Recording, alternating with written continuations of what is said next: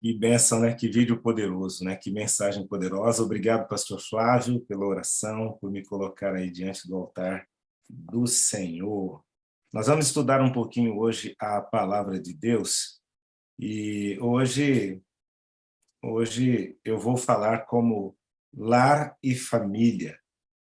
Nós estamos hoje aqui na Associação Paulista Sul como ministerial, cuidando aqui dos pastores, dos jubilados. Deus nos deu essa responsabilidade e nós estamos aqui através do Espírito, né, ou com o Espírito Santo, buscando fazer o nosso melhor. Nós cuidamos também aqui dos idosos, do Ministério dos Idosos, né? Cuidamos do ancianato, do diaconato, e cuidamos também de um departamento muito importante, que é o departamento de lar e família. E na igreja eu costumo dizer o seguinte: se é que existe um ministério mais importante do que o outro, esse é o Ministério de Lar e Família. Não se esqueça que eu estou dizendo aqui, se é que existe, né? Porque os líderes dos outros ministérios, obviamente, vão ficar chateados, né? Como um mais importante que o outro? Mas se é que existe um ministério mais importante do que o outro, esse é o Ministério de Lar e Família. Por quê? Porque embaixo do guarda-chuva do Ministério de Lar e Família estão todos os outros ministérios. Você vai ter o Ministério Jovem embaixo do Lar e Família, você vai ter o Ministério da Criança e do Adolescente, dos Desbravadores, enfim, o Ministério Pastoral está embaixo do Ministério de Lar e Família. Então, hoje nós vamos falar aqui sobre a família. E nós escolhemos um exemplo, né, da Bíblia para poder compartilhar. Hoje, nós não vamos usar slides, né? Então, sabe o que você tem que fazer aí? Sabe, Vera Portes? Eu sei que ela já faz, né? Você vai pegar a sua caneta, vai pegar um papel e vai ficar preparadinho aí, tá bom, Filomena? Olha ali, ó. A Leci Santos já está com um caderninho ali, ó. Deus e a sua justiça. Então, hoje você vai ter que anotar, porque no final do sermão, sempre o pessoal pede, né? Dá para compartilhar, dá para mandar aí? E aí a gente manda, né? Mas dessa vez não, dessa vez você vai anotar aí, anota aí, tá bom? Para ficar mais fácil. Então, falando um pouquinho sobre a família, Deus me deu uma família maravilhosa, eu louvo e agradeço a Deus todos os dias, porque eu estava na prateleira, eu costumo dizer, né? Eu me casei com 38 anos. Eita, a Vera Portes até falou ali, nossa, a Vera Portes não, foi a L1, que eu sempre esqueço o nome dela, ela aparece como L1, né? Nossa, com 38 anos, eu estava na prateleira. Mas Deus, na sua infinita misericórdia, mas não era qualquer prateleira, não, viu? Eu preciso me valorizar. Era a prateleira, a senhora prateleira. E aí Deus enviou ali uma jovem, filha de pastor. Olha como Deus é bom, generoso. Me deu 2 filhos maravilhosos, o Lucas e a Laura. O Lucas completou essa semana 18 anos, olha, já está maior de idade. A Laurinha tem 10 anos. E eu amo a minha família. E a minha família é uma família... A gente gosta de voltar para casa, não é legal? E quando a gente sai, se os outros não estão da família, a gente sente falta. Parece que não tem graça. Até um passeio, um lugar onde a gente está, sem a minha família, parece que não tem graça. Então, Deus foi generoso comigo. A minha família, nós temos dificuldades e problemas, como todas as famílias têm, né? Não existe família perfeita, né? Mas é uma família que busca diariamente ali o batismo do Espírito Santo. Meus filhos amam a igreja e eu louvo o nome do Senhor por isso, né? Louvado seja o nome do Senhor. Viver em família não é uma coisa fácil, né? A gente sabe. Viver em família é uma coisa, mas viver feliz em família é outra coisa bem diferente. Porque tem gente que até vive em família, mas a felicidade parece que passa longe, né? Até invejam outras famílias. às vezes perguntam, né, qual é o segredo? Mas quando a pessoa fala o segredo, nem sempre o outro está disposto a viver o segredo para ser feliz, né? Viver em família é uma necessidade. Parece que a gente sente lá dentro do coração. Se tem pessoas aqui que são solteiras, né? Certamente tem a necessidade, fica ali imaginando, puxa, como eu gostaria de ter uma família. Eu conheço pessoas que são solteiras, né? Eu fui um solteirão, me casei com 38, mas no tempo certo, orava a Deus desde juvenil eu já orava a Deus pedindo para ele preparar uma família para mim. E no tempo certo Deus preparou. Mas viver em família é uma necessidade. Quando você está sozinho, você fica querendo ter a sua família, né? Às vezes a gente quer deixar a família de origem e construir a nossa própria família. Mas muito mais do que uma necessidade, embora viver em família seja uma necessidade, viver feliz em família é uma opção. Viver feliz é uma opção. Então, você que vive em família, talvez você até pense assim, bom, essa necessidade está satisfeita. Eu tenho a minha família, construí a minha família. Mas ser feliz ainda não cheguei nesse ponto, né? Então, ser feliz em família é uma opção, é uma escolha que você faz. É claro que existem alguns problemas em família que fogem ao nosso controle, né? Infelizmente, não é raro ouvir as pessoas dizendo assim: minha casa está um inferno. Que lamentável, né? Ouvir isso ou dizer isso, né? Um lugar que deveria representar o céu, né? Ser visto exatamente como o contrário. Aquilo que deveria ser um pedacinho do céu na terra, chegar a ser, como as pessoas dizem, um inferno. Eu escolhi uma pequena história da Bíblia para nós meditarmos hoje. Para mim, particularmente, é uma das histórias mais comoventes da Bíblia. É a história que fala da Sunamita. Sunamita. Interessante que é uma mulher de nome desconhecido, né? Ela é conhecida apenas como Sunamita, a Sunamita. Mas o testemunho dela atravessou milênios. É um verdadeiro exemplo de fé. Ela lutou pelo seu sonho. Ela não deixou morrer a esperança no seu coração. Embora ela tenha passado assim momentos difíceis, ela confiou em Deus e não se decepcionou. E eu vou falar de família, e da família eu vou destacar a mulher da família. Lá na minha casa, a minha mãe, já falecida, ela exerceu um papel extremamente importante na construção da família, na educação dos filhos, no cuidado ali da vida espiritual da família. Uma mulher que se destacou na minha casa, a minha mãe. Meu pai não era adventista, uma daquelas pessoas antigas de coração duro às vezes, né? Mas a minha mãe segurou as pontas ali, ó. Segurou as pontas. Quantas vezes nós íamos à igreja e quando nós voltávamos para casa, a casa estava fechada, totalmente fechada. Ele fazia isso de propósito para nós não entrarmos em casa de volta. Colocou muitos obstáculos ali, mas a minha mãe ali, ó, perseverante, perseverante. Então, hoje, em homenagem a ela e às mulheres da sala, nós vamos falar de família e vamos destacar as mulheres da família. Tá bom? Você que está aí hoje, Marilene, sinta-se valorizada, viu, Juvani? Viu, Raquel? Dora.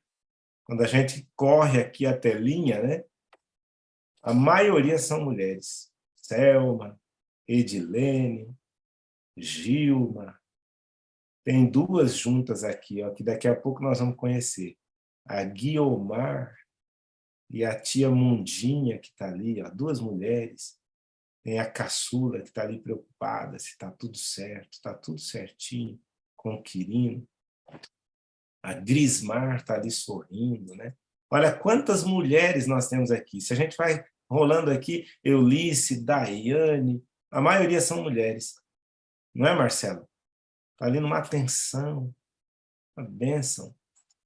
Então é assim. Hoje nós vamos falar um pouquinho sobre a Sunamita na mensagem de hoje. Essa mulher cujo testemunho atravessou milênios. Se você estiver aí com a sua Bíblia, como eu estou aqui com a minha, eu vou pedir para você abrir a sua Bíblia, tá bom? Abra a sua Bíblia aí. Nós vamos abri-la no livro de 2 Reis, no capítulo 4. 2 Reis, capítulo 4. E nós vamos ler um bocadinho aqui, viu? Primeiro eu vou ler todo o texto e eu vou estar de olho aqui, viu? Não dorme, não. Porque a gente vai ler, a gente não tem muita paciência para ler, né? A gente quer os comentários, mas eu vou ler na íntegra aqui e aí depois eu volto fazendo alguns comentários da mensagem da Sunamita. 2 Reis, no capítulo 4, versículos 8 até o 36. Está pronto aí? Está pronto aí, Vera? Está prontinha, né? Então vamos ler aqui, ó. Eliseu e a Sunamita. Certo dia, passou Eliseu por Sunem, onde se achava uma mulher rica, a qual o constrangeu a comer pão. Daí, todas as vezes que passava por lá, entrava para comer.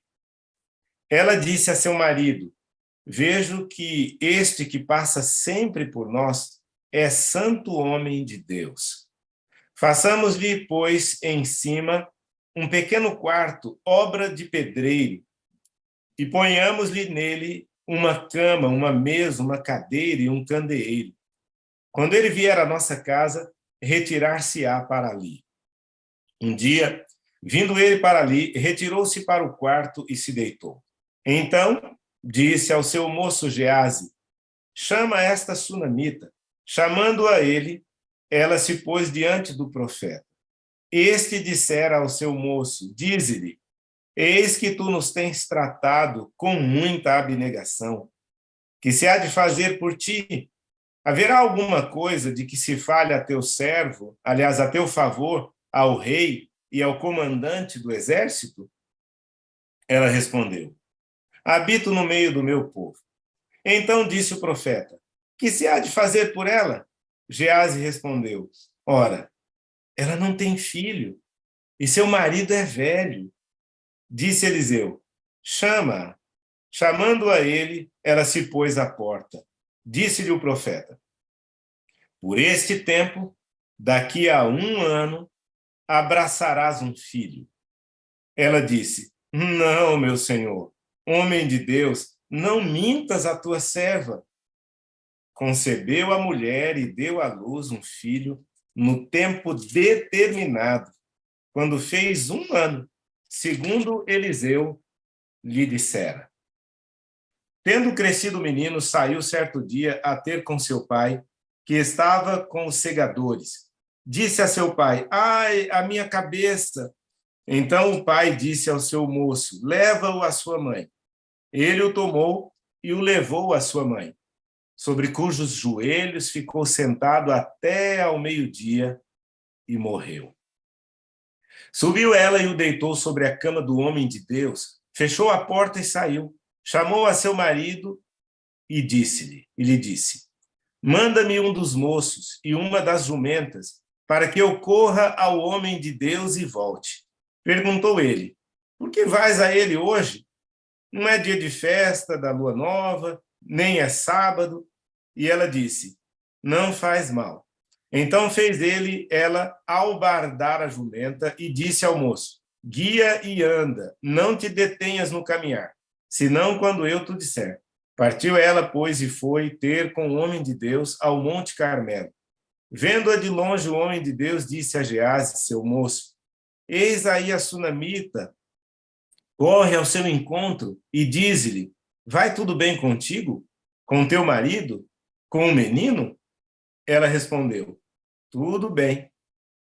Chegando ela, pois, ao homem de Deus, ao monte, abraçou-lhe os pés. Então se chegou Geazi para arrancá-la. Mas o homem de Deus lhe disse: deixa, porque a sua alma está em amargura. E o Senhor me abriu a mão e não me manifestou, me encobriu e não me manifestou. Disse ela: pedi eu ao meu senhor algum filho? Não, disse eu. O profeta respondeu. Não me enganes, disse ela. Disse o profeta a Geazi: cinge os lombos, toma o meu bordão contigo e vai. Se encontrares alguém, não o saúdes. E se alguém te saudar, não lhe respondas, pois põe o meu bordão sobre o rosto do menino. Porém, disse a mãe do menino: tão certo como vive o Senhor e vive a tua alma, não te deixarei. Então ele se levantou e a seguiu. Continuando aqui no verso 31. Geazi passou adiante deles e pôs o bordão sobre o rosto do menino, porém não houve nele voz nem sinal de vida. Então voltou a encontrar-se com Eliseu e lhe deu aviso e disse: o menino não despertou. Tendo o profeta chegado à casa, eis que o menino estava morto sobre a cama. Então entrou, fechou a porta sobre eles ambos e orou ao Senhor.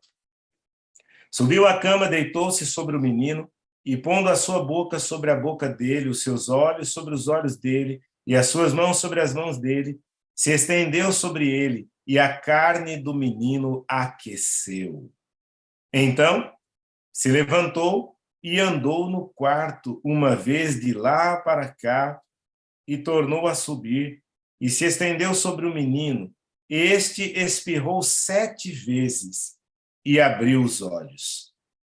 Então chamou a Geazi e disse: chama a sunamita. Ele a chamou. E apresentando-se ela ao profeta, este lhe disse: toma o teu filho. Ela entrou, lançou-se aos pés dele e prostrou-se em terra. Tomou o seu filho e saiu. Que testemunho maravilhoso, não é verdade? Você não dormiu aí não, né? Enquanto eu estava lendo aqui, né? Essas leituras longas. Mas uma leitura tão interessante como essa não dá nem para dormir, né? Bom, primeiro nós encontramos aqui Eliseu, o poderoso Eliseu, né? Usado pelo Espírito Santo, exercendo seu ministério. Ele saía com frequência de sua casa, em Samaria, e ele percorria ali cerca de 56 quilômetros para chegar ao Monte Carmelo, o local do seu retiro espiritual. Talvez o seu quarto de guerra lá no monte, onde ele se dedicava à oração. Tem algumas pessoas aqui que têm o seu quarto de guerra em casa, mas tem o seu local de oração, onde vão, sobem, né? Agora, o interessante é que a sunamita ela enxergou algo que toda uma cidade deveria ter visto, mas não viu. Sunem, a cidade da sunamita, era uma cidade próspera. E os habitantes daquela cidade, eles poderiam ter facilmente oferecido alimento, abrigo, para um homem que estava ali a serviço de Deus, em benefício de toda aquela cidade e de toda a nação. Mas a sunamita era diferente. Ela observava as coisas. Uma observadora de boas coisas. Uma mulher de bom discernimento. A Bíblia diz que ela era uma mulher importante naquela cidade. A Bíblia faz questão de dizer que ela era uma mulher rica. E ela então diz para o seu marido: olha, eu tenho observado este homem que sempre passa por nós, um santo homem de Deus. E aqui vem a primeira lição que nós poderíamos tirar dessa história tremenda da sunamita. Anota aí. A hospitalidade da sunamita. Ela era uma mulher de discernimento espiritual. A atitude que ela teve de ajudar o profeta Eliseu, de ajudar Geazi, refletiu o zelo e o amor a Deus que ela possuía no seu coração. Ela era uma mulher bondosa e hospitaleira. A Bíblia mostra que no passado, pela hospitalidade, os servos do Senhor haviam hospedado anjos, sem saber. Não é verdade? Tem até um hino bonito do Prisma, que canta isso, né? Hospedando anjos sem saber. Mas isso acontece ainda hoje, hospedando anjos sem saber. E a sunamita, então, disse para o marido o seguinte, olha, vamos fazer um pequeno quarto junto ao muro, um quarto no alto, né? E ela diz assim, olha, vamos colocar ali uma cama, uma mesa, uma cadeira, um candeeiro para ele estudar se ele precisar. E quando ele passar por aqui, nós vamos convidá-lo para chegar. Segunda lição que nós podemos tirar aqui dessa história poderosa da sunamita. A sunamita pôs os seus bens a serviço do Senhor. Ela era uma mulher rica, mas o texto indica que ela era fiel. Ela colocava tudo aquilo que ela tinha, as suas riquezas, a serviço do Senhor. Para a sunamita, as coisas espirituais eram de grande valor, importavam muito mais do que as materiais. Como nós, quando lemos as prioridades aqui da sala, né? A sunamita, pelo poder do Espírito Santo, ela tinha as suas prioridades alteradas pelo Espírito Santo, e então ela valorizava as coisas espirituais mais do que as coisas materiais. Anota aí a terceira lição, a simplicidade da sunamita. O verso 13 diz assim, ó, haverá alguma coisa de que se fale por ti ao rei? O profeta falou assim, olha, eu posso interceder por você junto ao rei. Tem alguma coisa que você está precisando? E eu intercedo. Quem sabe, junto ao capitão do exército, eu posso interceder por você. Tem algum problema de segurança, insegurança? Eu intercedo. Tem alguma coisa que você está precisando? Sabe o que ela respondeu? Ela respondeu assim, olha, eu habito no meio do meu povo. Sabe, essas palavras aqui, elas estão dizendo o seguinte, não, eu estou bem com a minha família. Eu tenho uma família. Não preciso de mais nada. Eu tenho uma família feliz. A resposta da sunamita revela muito do que estava no seu coração. Ela valorizava a vida, o amor, a família. Ela não estava preocupada em adquirir bens materiais, posição social, títulos. Não. Era uma mulher simples. A simplicidade da sunamita. Ela não se deixava levar pelo consumismo, que, aliás, é um problema sério, né? Quantas famílias estão se desfazendo por conta das dívidas, né? Porque não aguenta sair, ver as coisas e não comprar, não tem controle. A sunamita valorizava mais as coisas espirituais do que as coisas materiais. Era uma mulher simples. Uma outra coisa interessante que chama a atenção aqui na história da sunamita, o sonho da sunamita e a promessa de Deus. Eliseu, ele ouve o sábio conselho do seu servo Gease, né?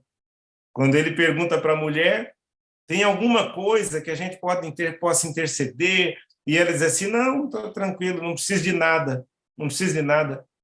E depois o profeta conversa com Gease, e Gease, então, diz para ele, ó, tem uma coisinha que talvez ela esteja precisando, né? Ela não tem filhos. Esse era um antigo sonho da sunamita. Certamente, em algum momento da vida, ela desejou muito ter um filho. Mas a essa altura, quem sabe, já era um sonho esquecido. Um sonho que estava ali guardadinho, as 7 chaves no coração. E essa atitude de amor para com o homem de Deus gerou uma promessa que ela mal podia acreditar. Ela nunca esperava uma bênção tão grande assim. Tanto é que quando o profeta sugeriu isso para ela, ela falou assim, ó, não brinca comigo. Não brinca comigo, não fala isso. Eu já tinha resolvido isso. E você traz de novo isso. E o profeta diz assim, olha, daqui a 1 ano, nesse mesmo tempo, E a Bíblia não faz mais rodeio, ela já pula logo para o dia de um ano depois, quando ela, exatamente no tempo certo, a promessa se cumpriu. Grava isso no seu coração, olha. Amor gera vida, paz e alegria. Ela recebeu o homem de Deus e agora ela recebe algo que ela nem esperava mais. Amor gera vida, paz e alegria. E o seu filho era uma bênção, né? A casa mudou totalmente. A gente sabe que filho traz muita alegria, né? Traz muita vida, bagunça a vida da gente. Mas é uma bagunça boa, né? E quando eles ficam quietinhos assim, a gente já fica preocupado, né? Quando são doentinhos, a gente já quer logo que, se ficar doentinho, a gente já vai desejar que eles baguncem de novo, né, Marilene? Quem tem filho sabe disso. A gente vive querendo que eles fiquem quietos, mas quando ficam murchinhos, quietinhos ali, a gente já fala, ixi, tem alguma coisa errada, né, Gil? Ê, João de Deus, a gente fica doido para eles bagunçarem de novo, né, Ananias? Porque a gente quer eles com saúde. E assim era o filho da Sunamita. A casa era tranquila, a rotina do dia a dia, sem menino. Aí, de repente, chega a bênção, né? Chega a bênção. E o filho dela era uma bênção. E ela ensinava o menino na lei do Senhor, ensinava a obediência. O menino aprendeu a ajudar o pai no trabalho. Mas aí tudo que parecia estar indo bem, como às vezes acontece na vida da gente, a Bíblia diz que o menino cresceu, mas aí um dia, ajudando o pai ali, o menino diz assim, ai, minha cabeça, ai, a minha cabeça. E o pai falou assim, leva esse menino para casa, leva esse menino lá para a mãe dele.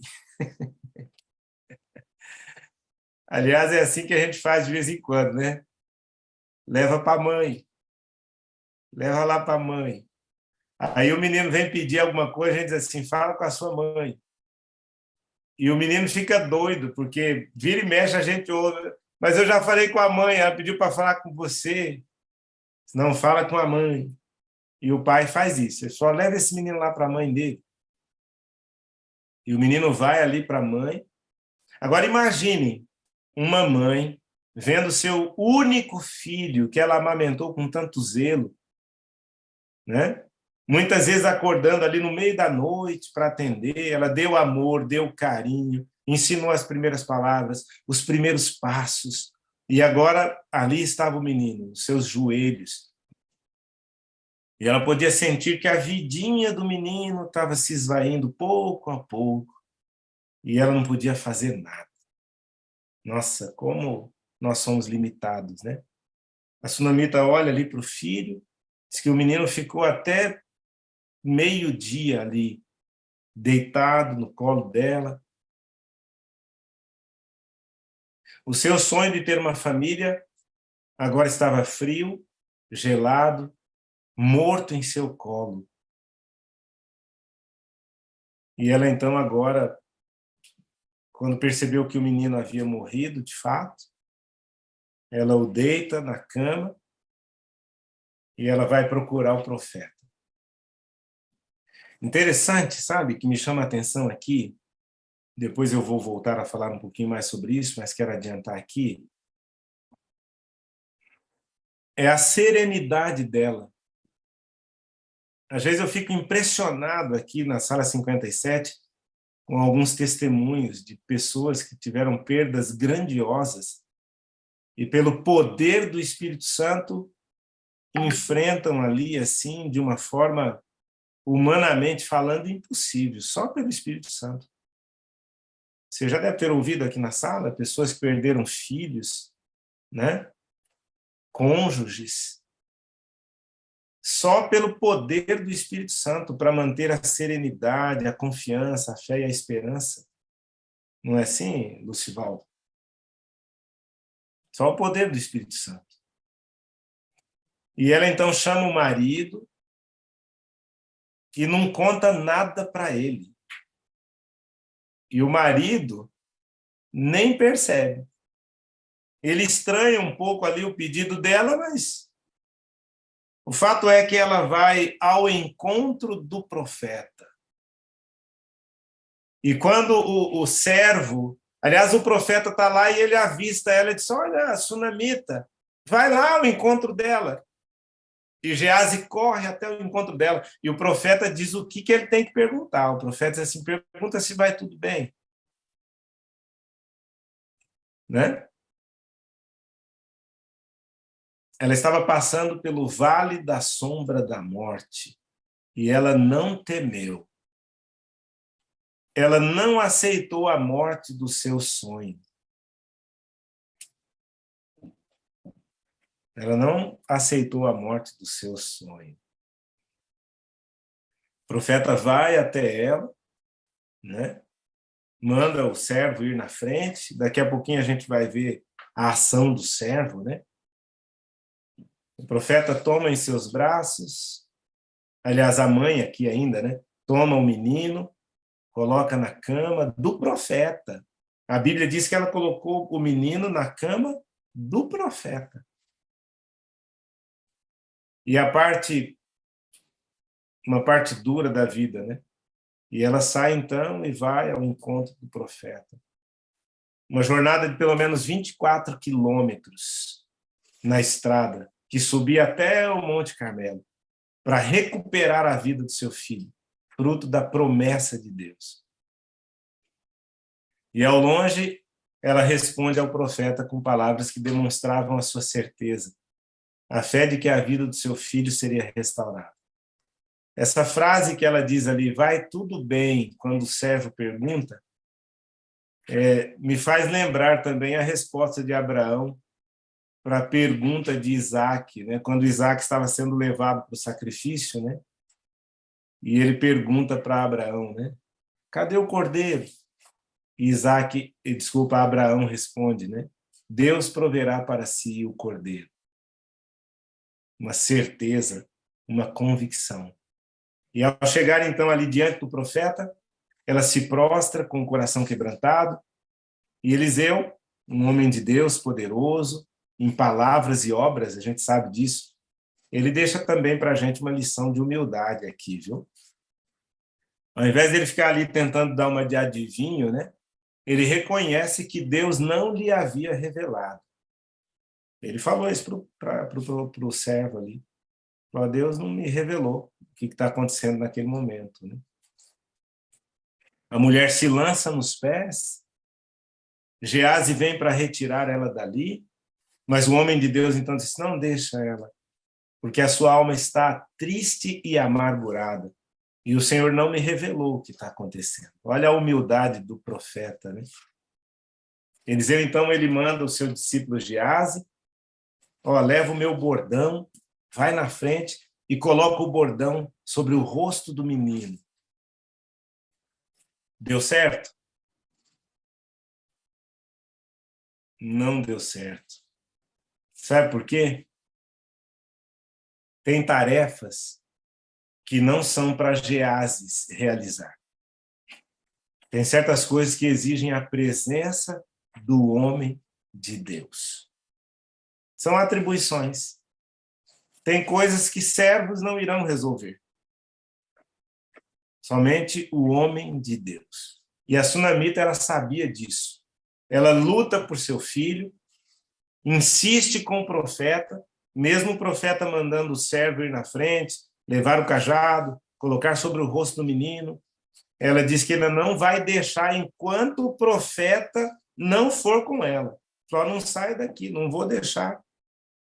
E Eliseu, então, vendo a disposição e a fé daquela mulher, ele se levanta e acompanha a mulher. Geazi, que foi na frente deles, volta com notícias não muito boas. Ele diz assim, olha, o bordão não funcionou.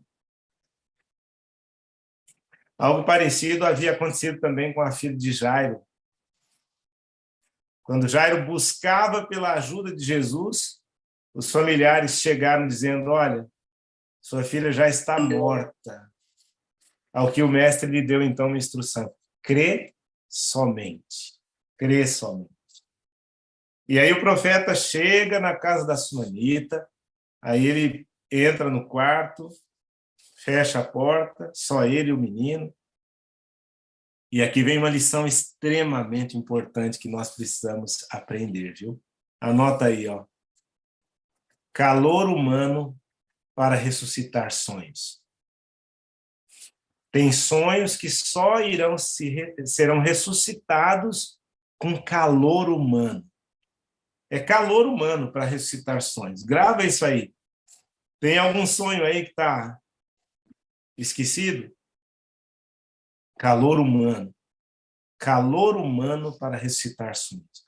O bordão de Eliseu não funcionou. Sabe por quê? Porque para ressuscitar sonhos é preciso intercessão, súplicas e calor humano. Vou repetir. Para ressuscitar sonhos é preciso intercessão, súplicas e calor humano. Sabe, às vezes, aquele filho que está afastado, que apronta alguma coisa? Intercessão, súplicas e calor humano. Pelo calor humano, os sonhos são ressuscitados. Eliseu ele teve que orar de portas fechadas, o que muitas vezes nós precisamos fazer também. A Bíblia diz isso, ora a teu pai que está em secreto, entra no teu quarto, e teu pai que vê em secreto te recompensará publicamente. Está vendo? A oração intercessória, o quarto de guerra, quando você entra ali, tranca a porta, secretamente, e teu pai que vê secretamente vai atender e vai te recompensar publicamente. Nós o buscamos secretamente e ele nos recompensa publicamente, diz a Bíblia em Mateus capítulo 6, versículo 6. Após a oração, então, Eliseu não ficou só na oração.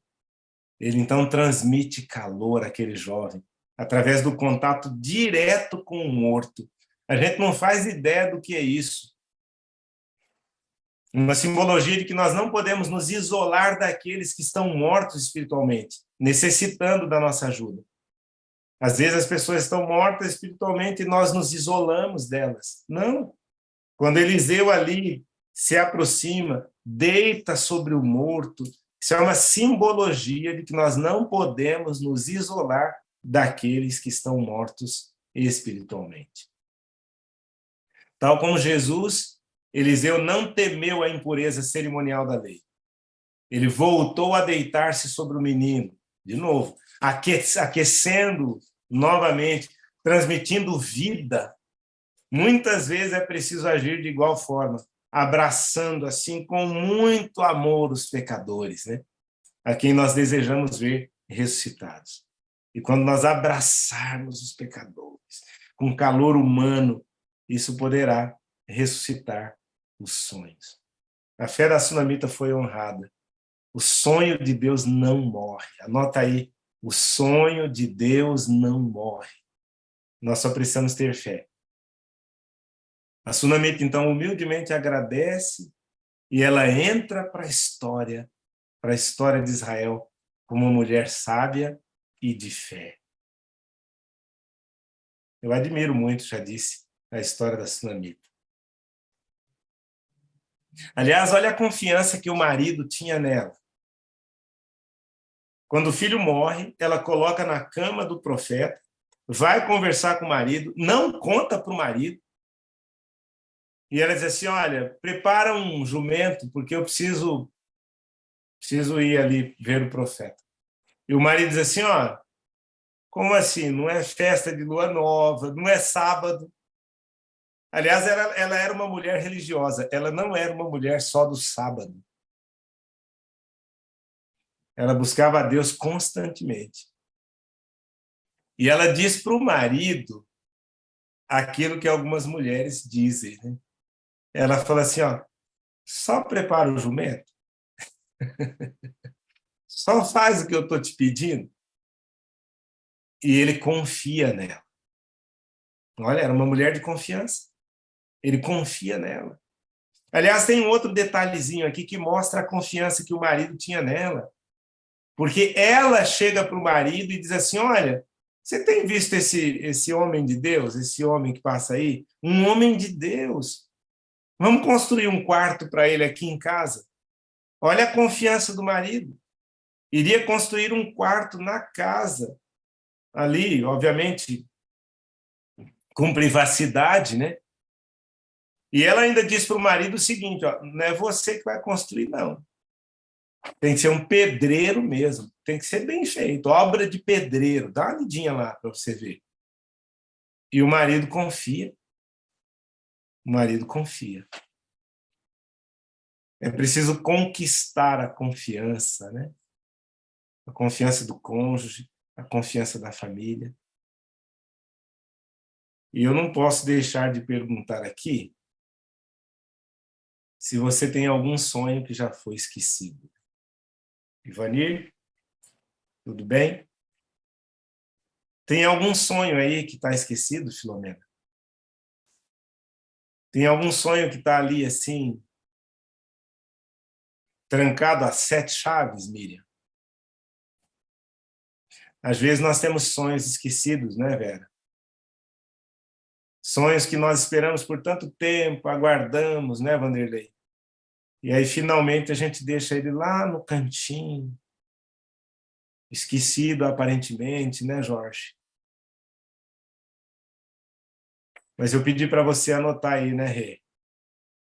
Os sonhos de Deus não morrem. Os sonhos de Deus não morrem.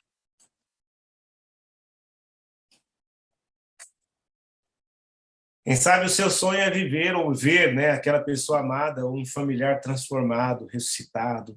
Ontem eu tive a alegria de, na igreja do Jardim Leme, aliás, mando um abraço ali para o pessoal do Jardim Leme, pessoal que entra na sala 57. Ontem eu tive a alegria de batizar um esposo.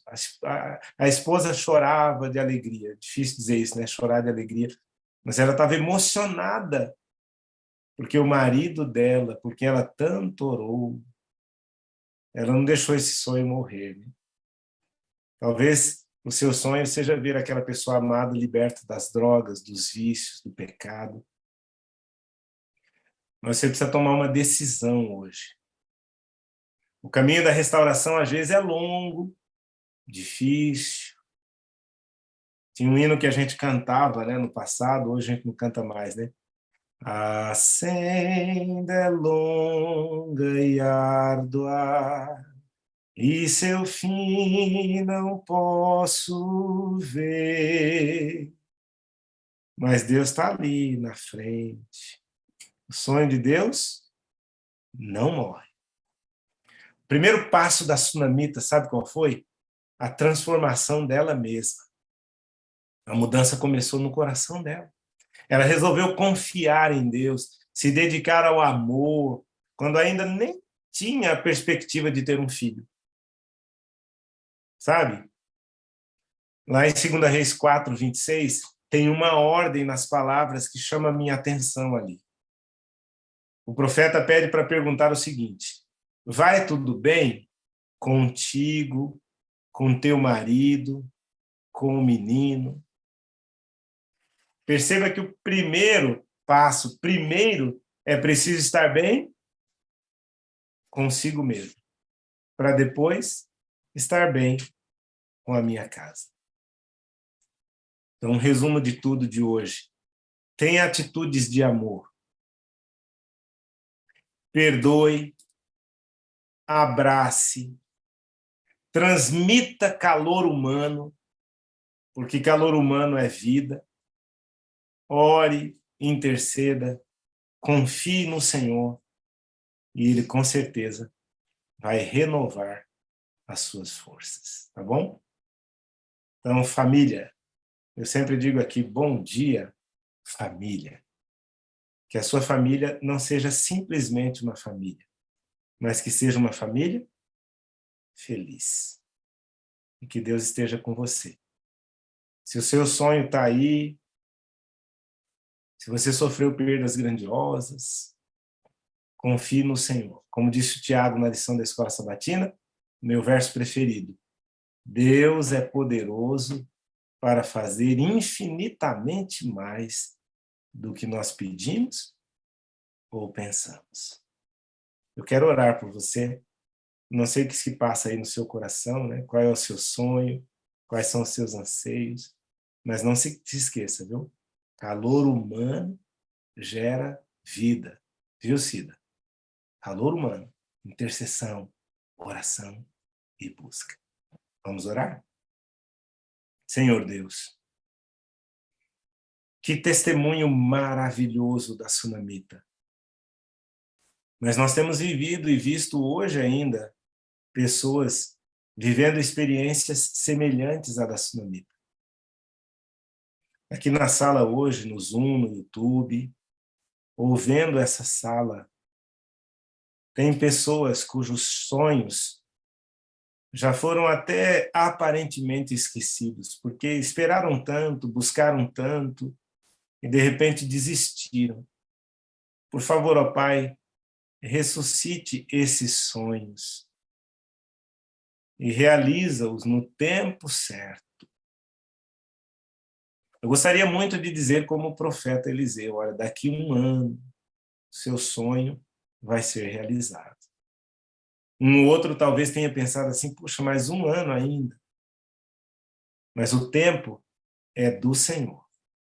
É o Senhor quem faz, quem tem o tempo, quem faz o tempo, quem controla o tempo. Nós precisamos confiar. Desperta, por favor, ó Pai, no nosso coração hoje a confiança, a esperança. Aqueça o coração, ó Pai, das pessoas que hoje estão enlutadas, entristecidas, que possam sentir o abraço caloroso do Senhor ressuscitando sonhos. Que nós possamos, ó Pai, também viver a experiência da Sunamita na humildade, na entrega, na confiança, no amor, no calor humano. E tudo isso só é possível com a presença do Espírito Santo em nossa vida. Então nós colocamos diante do teu altar os nossos sonhos, e que eles sejam os sonhos do Senhor, e que se realizem no tempo certo. Abençoa as famílias aqui representadas. Cerca, ó Pai, o lar de cada família aqui com os teus anjos poderosos. Nós oramos em nome de Jesus. Amém. Amém e amém.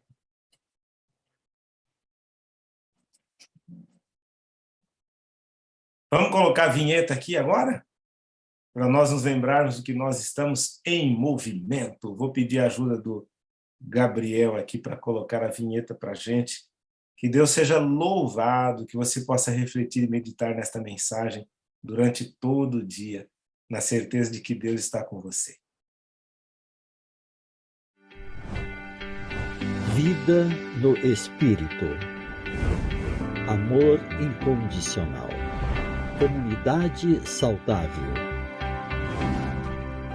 Missão atrativa. Sala 57. Estamos em movimento.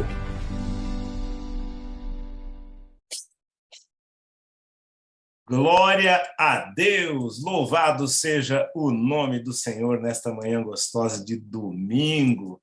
Já são 7h01. Eita, tempo que corre. Não é, Leontino? A gente nem vê passar, né? Louvado seja o nome do Senhor por isso.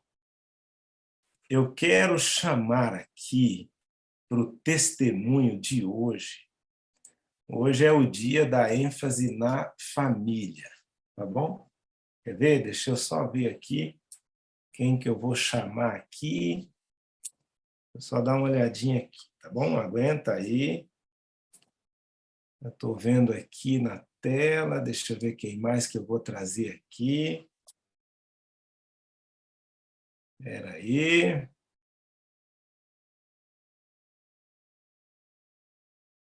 Deixa eu dar uma olhadinha aqui, tá bom?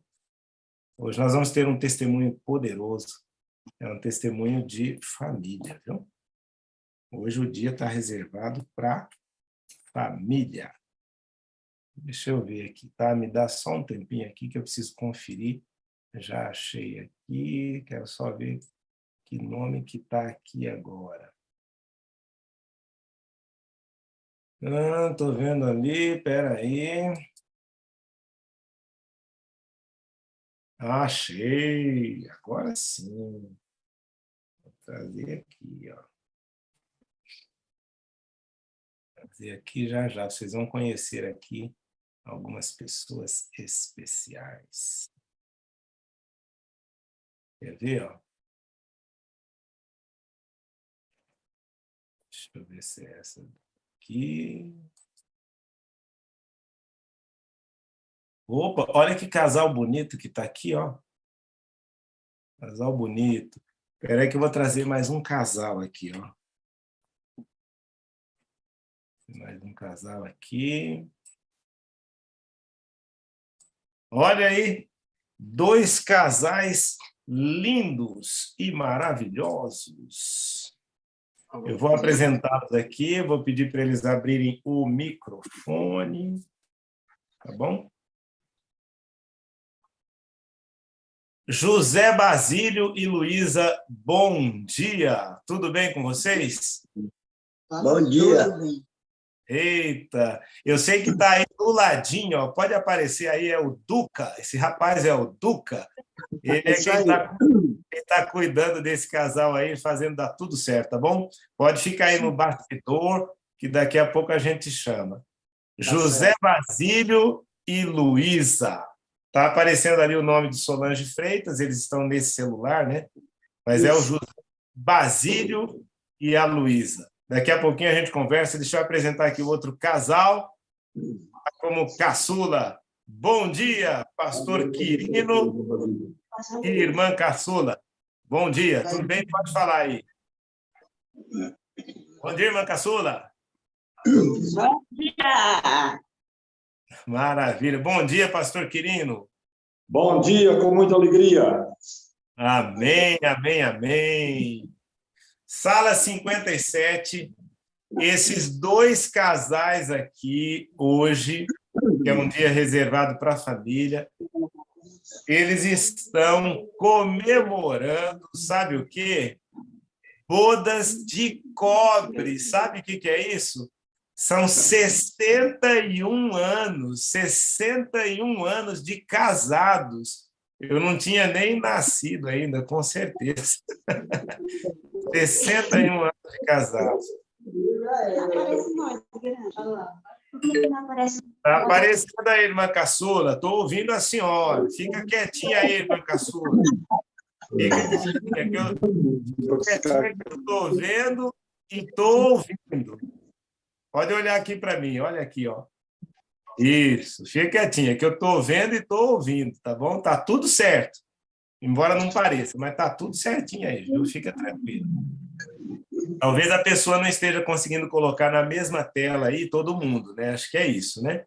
Mas não se preocupe não, que tá tudo certo aqui. Deixa eu só perguntar. Eu vou chamar só de... Não vou conseguir chamar só de Basílio, né? Eu vou chamar de José Basílio e Luísa. Vocês estão onde hoje aí, hein? Fala para mim aí. Onde vocês estão? Que cidade? Que lugar? Nós estamos na minha residência na Planamira. Planalmira? Planalmira, no IABC. O que é IABC? IABC, Instituto Adventista Brasil Central, próximo de Anápolis. Próximo de Anápolis. É uma cidade onde tem um colégio adventista, um colégio interno chamado IABC. É isso, né? Sim. E o pastor Quirino com a irmã caçula estão ali também hoje, né? E vocês estão aí por quê hoje, pastor Quirino? Estão fazendo o que aí hoje? Nós estamos aqui hoje para comemorar essas bodas, né? Daqui mais umas duas horas, teremos o culto de bodas. Então, esse encontro foi para que a família estivesse junto nesse momento da cerimônia especial dessas bodas de cobre, minha e do Basílio, da Luísa caçula. Eles estão aí para comemorar, então, 61 anos de casados. deixa eu conhecer um pouquinho a história de vocês, né? Por que que os dois casais... Eu vou pedir para a Luísa falar, né? O Basílio já falou, você agora aí, né? Por que que os dois, por que que os dois casais estão comemorando juntos as bodas? Porque os dois casais completam, né? 61 anos. Que coincidência que é essa? Dos dois casais estarem comemorando 61 anos de casados. Porque eu mais a caçula, nós era muito amiga, muito ligada uma na outra. Aí, quando eu comecei a namorar com o Zé e ela com o Quirino, aí eu falei, eu só ia casar se a caçula casasse, eu não ia deixar ela moça e eu casada. Aí meu pai resolveu fazer o casamento dos dois, porque nós morávamos na roça, e aí a gente dividiu a despesa só num dia só. Então tinha outros motivos, né? Você não queria que a caçula ficasse solteira e você casada, e também não queria gastar tudo sozinha, né? Era. Mas e a caçula é irmã do Basílio, e eu sou irmã do pastor Quirino. Ah, tem esse detalhe também. O pastor Quirino e a senhora Luísa são irmãos. E o Basílio e a caçula são irmãos também. Ah, então você também não queria que o seu irmão ficasse solteirão, né? Quirino, né? Eu falei, eu arrumo ele para a caçula, resolvo o problema dele, resolvo o meu, gasto menos. Que maravilha. Bom, antes de falar do encontro de vocês, né? Eu sei que vocês têm uma história linda, né? Uma história maravilhosa. Eu quero ver se eu consigo mostrar aqui. Vou pedir a permissão de vocês e um pouquinho da paciência, porque eu quero mostrar uma coisinha aqui para a sala. Mostrar uma coisinha aqui para a sala, que é muito interessante, é uma curiosidade muito interessante. Vocês estão vendo aqui, ó, tá dando para ver aí? Não dá para ler muito, mas não é para ler mesmo, é só a curiosidade de ver, né? Aqui, ó. Esse aqui é um trecho copiado da Revista Adventista de maio de 1964. É isso mesmo, Duca? Me ajuda aí. É isso mesmo. Maio de 1964. A Revista Adventista, desse mês de maio de 1964, ele traz aqui uma história de conversão. Uma história impressionante de conversão. E essa história aqui, por incrível que pareça, é a história dessas pessoas que estão aqui, ó. Não tem a manhã toda, por quê? Qual é o problema? O Gilson Almeida diz que não tem a manhã toda, então eu vou desligar aqui o microfone dele, porque nós estamos ouvindo tudo aqui. Deixa eu ativar o mudo dele aqui. Vocês nem sempre foram adventistas, né? Eu vou trazer aqui também uma outra pessoa que fez parte dessa história de vocês. Deixa eu ver aqui se eu consigo localizar. Deixa eu só dar uma olhadinha, aguenta firme aí. Eu estava vendo aqui agora. Espera aí que eu vou achar. Porque tem mais uma irmã. Tem mais uma irmã que participou dessa história bonita de vocês. Espera aí que eu vou achar rapidinho aqui. Como é muita gente, hoje vai levar um tempinho aqui, mas está aí, ó. Tá aí. Bom dia! Abre o microfone aí. Nós estamos aqui com a Guiomar. A Guiomar está dando só assistência ali, né, Guiomar? Bom dia, tia Mundinha. Bom dia. A tia Mundinha é irmã da caçula e é irmã do Zé Basílio. Então, aqui tem 3 irmãos, Zé Basílio, caçula e Mundinha. Tia Mundinha. Pode falar, Guilmar. Esmeralda, tá me ouvindo? Estou ouvindo. Na verdade, são 6 irmãos que estão recebendo. Vocês têm 2 aparelhos ligados aí, e aí dá microfonia. Tem que abaixar, tirar o som de um. É só tirar o som que aí dá tudo certo. Vocês estão hoje aqui em 6 irmãos, é? Tá. Então, me diga aí que celular que são os outros, para eu poder trazer os outros aqui também. O Ananias está com o irmão aí, Ananias? Estou. Quem é a irmã que está aí? O Ananias está já junto com o pai, que é o Zé Basílio.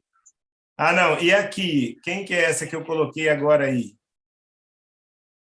É a Guilmar e a tia Mundinha. Lá vai estar a tia Mazé, tá lá, e a tia Vitória. Mas eu coloquei uma aqui, ó. Tá com o telefone do Ananias. Não, essa não é. Não. Essa não é, né? Então, deixa eu remover o destaque. Vamos ver se a gente acha outro aqui.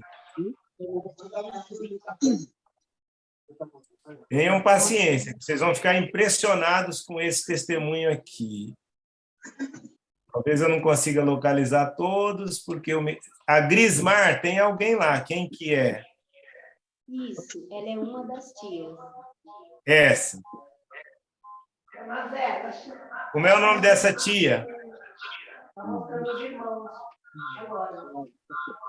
Como que é o nome dessa tia aqui? Tia Vitória. Tia Vitória. Como está com outro nome, talvez eu não lembre.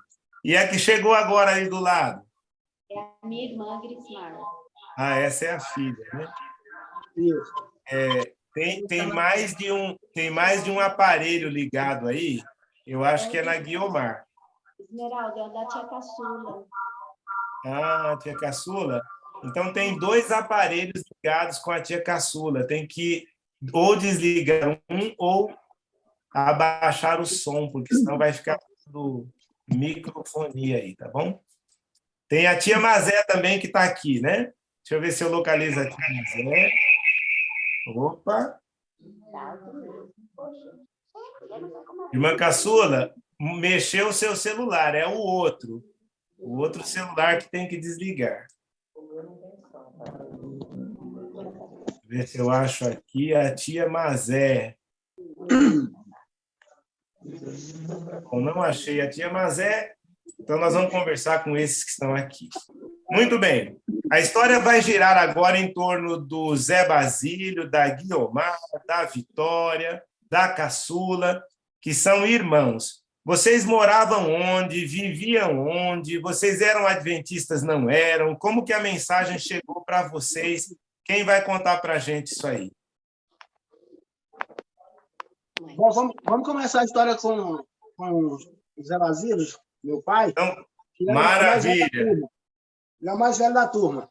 Zé Basílio é o mais velho da turma, viveu tudo ali de perto. O que aconteceu, irmão José Basílio, lá na sua infância, na sua casa, e que está registrado nessa revista adventista? Quando eu completei 19 anos, nós chegamos numa região que tinha adventista. A minha mãe, há muito tempo, era chegada à igreja adventista, mas não podíamos fazer parte, porque eu era de menor e meu pai era contra. Mas quando chegamos nessa região onde aconteceram os fatos, nós se dispusemos a chegar à igreja. Houvesse o que fosse preciso, nós já estávamos prontos. E assim começamos o dilema em 59, no mês de janeiro. E o que aconteceu? Que dilema que foi esse? é que eu visitava os meus parentes que eram adventistas e o meu pai agressivamente me reclamava. Eu, não sabendo o porquê, cheguei a um dos meus líderes da época, que era o Manel Eufrásio, e perguntei por que meu pai era contra que eu visitasse ele. Começou o primeiro estudo bíblico, enquanto ele me explicava o porquê que meu pai não aceitávamos estudar a Bíblia. Com essa explicação, eu decidi completamente mudar de vida. Agora eu não obedecia só às leis dos homens, obedecia também às leis de Deus. E foi daí que partiu. Daí para frente, eu mudei completamente a vida que eu levava. Então, o evangelho chegou na sua casa, vocês tinham ali uma convivência, já conheciam, né, a igreja adventista, embora não fossem, né? E quando o senhor alcançou 19 anos, o senhor recebeu estudos bíblicos, alguém mais da família deve ter recebido também, e o senhor tomou a decisão de se tornar um adventista, e o seu pai, como que ele reagiu a tudo isso? A princípio, ele tentou nos tirar da tendência que nós estávamos entrando, que era a fé no advento. E fez diversas propostas. Como não nos convenceu, ele foi embora. Saiu de viagem e passou uns 15 dias fora. Eu soube que ele colocou a sua mãe na parede, né? Ele falou assim, olha, ou você desiste ou eu vou sair de casa. E ela, então, eu fico com o evangelho. É verdade, foi isso que aconteceu. Com essa proposta, foi que ele resolveu sair de casa. E logo, com uns 15 dias, ele mandou um mensageiro, que era um genro. O genro chegou diante de nós, não resolveu nada. Com 2 dias, ele já estava do nosso lado, como um amigo. O genro. Passando uma semana, ele voltou... Peraí, deixa eu voltar aqui. O seu pai mandou o genro para resolver o problema. E quando o genro chegou, ao invés do genro fazer vocês mudarem de ideia, ele mudou de ideia. Ele, sim. Pode continuar. Aí, quando ele passou a temporada determinada que ele vinha, ele voltou para onde meu pai estava. Aí, não sei o que ele conversou lá, contanto que agora meu pai voltou para o lar onde nós estávamos com fúria de leão. Ele mandou o genro, não resolveu, ele falou, agora vou eu mesmo, eu quero ver como é que vai ficar isso. E voltou furioso. Sim, isso mesmo. E fez o quê? Quando ele chegou, chegando na proximidade da nossa residência, nós estávamos em um culto. Eu e a Mundinha estávamos no lugar de oração. Ele passou e os vizinhos noticiaram que seu pai chegou. Imediato, a Mundinha seguiu.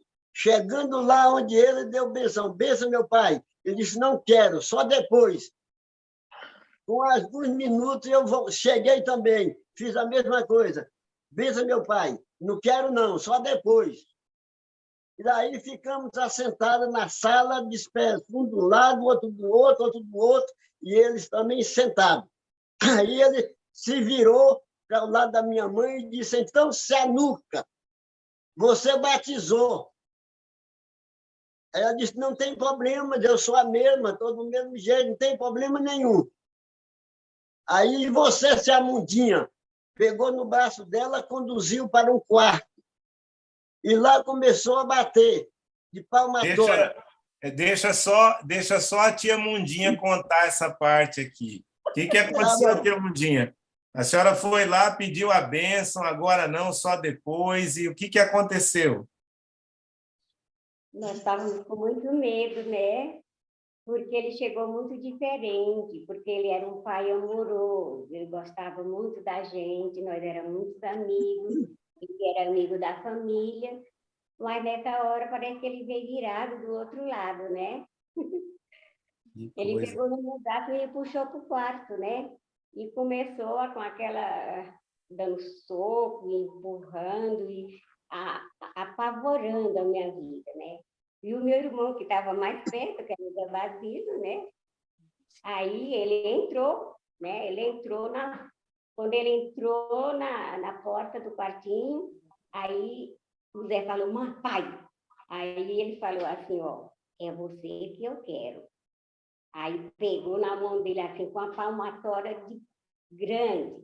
Era isso que ele ia fazer com a gente, espancar. E foi o que ele fez. Ai, eu tenho dó disso. Aí eu saí. Coisa. Eu E o saí que aconteceu depois, Zé Basílio? Que você ficou lá. A revista Adventista conta que ele foi bem violento, né? Realmente com fúria de leão, né? Ele me deu 3 porradas. Ele deu uma na cabrica, uma nas costas e outra na mão. Aonde a palmatória bateu na cabrica e nas costas, com 2 dias estava queimado, arrancando couro. A mão passou 5 dias inflamada. Nisso, eu estava pegando uma palmatória, ele não pôde tomar, eu tinha 19 anos, aí ele me conduziu com palmatória e tudo para um canto onde tinha umas madeiras muito resistentes. Nessa ocasião, a minha mãe implorou para o vizinho, que era amigo nosso, morava ao lado. Chega, acorde o meu filho, que o Casusa vai matar ele. Aí o rapaz entrou, chamava Júlio. Chegou na porta onde ele estava me conduzindo e disse, seu Casusa, solta o rapaz. Aí ele me soltou, eu passei aberrando ele, saí para a sala, ele arrancou o facão da cintura e saiu atrás de mim. Mas ele não me futilou, não. Ele saiu só com o facão na mão, até na porta da sala que saía para o terreiro. Eu entrei na outra porta e ele ficou no meio lá do terreiro, fazendo algumas proezas lá. Enquanto isso, eu fiz o mesmo percurso que a Mundinha fez. Entramos pelos fundos e aí fomos caçar socorro na casa dos adventistas, que eram dos nossos instrutores. Aonde a Mundinha tinha já feito uma oração no campo de futebol, no fundo, que foi ouvido bem distante por alguns vizinhos. Eu não cheguei a orar, não. Eu só fiz fazer o mesmo percurso e fui para a casa do nosso instrutor e lá permaneci quietinho, com luzes apagadas, até pela manhã. Enquanto a Mundinha tinha ido para a casa do outro irmão dele, que também era nosso instrutor. Então, lá ela permaneceu mais próximo da nossa casa e vendo o que meu pai estava fazendo no meio do terreiro, com o facão na mão e desafiando a Deus e o mundo. Que coisa! E como é que terminou isso, tia Mundinha? Tem aqui a Vitória, né? Não sei se a Vitória quer falar também. Participou disso, Vitória? Não. Aqui, Fala, Grismar. a Grismar está na tela? A Grismar está aqui na tela, sim, ó. Então, ali está minha tia Vitória, minha tia Maria José e meu tio Francisco. São todos irmãos. Aqui tem 3, 4, 5, 6 irmãos. 6 irmãos. E só tem mais um que está vivo que não pôde vir para o evento, mas todos são adventistas. Todos são adventistas. E como é que foi depois disso, hein? Como é que foi a vida? Ele ficou em casa, ele mudou, vocês saíram. Como é que vocês conseguiram viver o adventismo? Está falando comigo, né? Pode falar, tia Mundinha. Olha, naquela época a gente não conhecia o poder de Deus, mas a gente tinha muita confiança. A gente sabia que era muito bom demais, uma coisa muito especial que tomava o nosso coração, o nosso ser. Nós fomos para casa, ele também não ameaçou mais nós, e a minha mãe era aquele esteio, porque essa história é da minha mãe, né? Nós éramos crianças, novinhos, nós não podíamos decidir nada. E a minha mãe era aquela que ficava de joelho orando. E eu lembro de uma vez que ela ficava de joelho assim orando e ele em volta dela com o facão assim, para lá e para cá. E nós ali em volta assim, a gente tinha medo que acontecesse um acidente assim de morte mesmo, né? Porque ele não ia matar, mas ele ameaçou bastante, né? E foram poucos dias que ele ficou conosco assim, era um terror. Os irmãos que deram estudo para nós, eles também tinham medo que acontecesse uma coisa, porque ele apavorava todo mundo, não era só nós, filho, não. Os outros, ele culpava muito os outros, os que davam instrução para nós, eles também ficaram com medo, e nós ficamos em casa, nós não saímos mais de casa. Mas vivendo o evangelho, né? Mesmo ali diante das dificuldades. A irmã Caçula, parece que a irmã Caçula conta a história de uma Bíblia, né, irmã Caçula? São experiências, né, que precisam ser contadas, né, para essa geração, né? Que precisa saber o que os pioneiros fizeram, né? As dificuldades que eles tiveram.